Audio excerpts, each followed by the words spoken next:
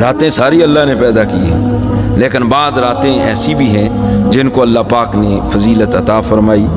خصوصیات عطا، بالخصوص احادیث کے اندر جو آتا ہے لیلۃ القدر کی بڑی فضیلت ہے، اسی طرح جمعہ کی رات کی بڑی فضیلت ہے، عرفہ کی رات کی بڑی فضیلت ہے، عید الفطر کی رات کی بڑی فضیلت ہے، عید الاضحیٰ کی رات کی بڑی فضیلت ہے، اسی طرح ماہ رجب کی جو پہلی رات ہے اس کی بھی بڑی فضیلت ہے، حدیث پاک کے اندر ہے، اور شعبان کی 15ویں رات کی بڑی فضیلت ہے۔ حضرت ابن عمر سے روایت ہے، فرماتے ہیں سرکار نے فرمایا خمس لیال، سننا ذرا ان راتوں کی فضیلت جو ہم ویسے ہی غفلت میں گزار دیتے، سرکار فرمایا خمس، یہ بخشش کے بہانے،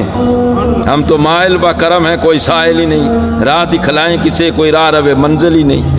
یہ سب بخشش کے بہانے اللہ پاک نے امت مصطفیٰ کے لیے رکھے۔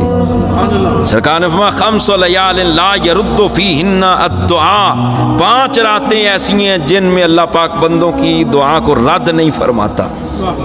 نمبر 1 لیلۃ الجمعہ، جمعہ رات۔ نمبر 2 اول لیلۃ من رجب، رجب کی پہلی رات،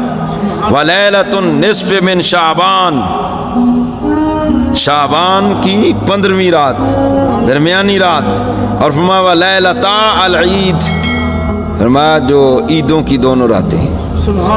یہ راتیں ایسی ہیں جن میں بندہ کوئی بھی دعا کرے اللہ دعا رد نہیں فرماتا۔ تو ان راتوں میں سے ایک شب برات بھی ہے جو آ رہی ہے قریب، غفلت میں نہیں گزرنی چاہیے، بڑی فضیلت ہے اس کی۔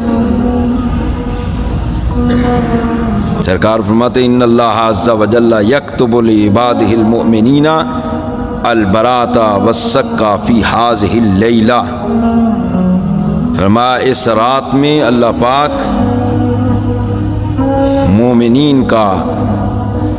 دوزخ سے آزادی کا پروانہ جاری فرماتا ہے،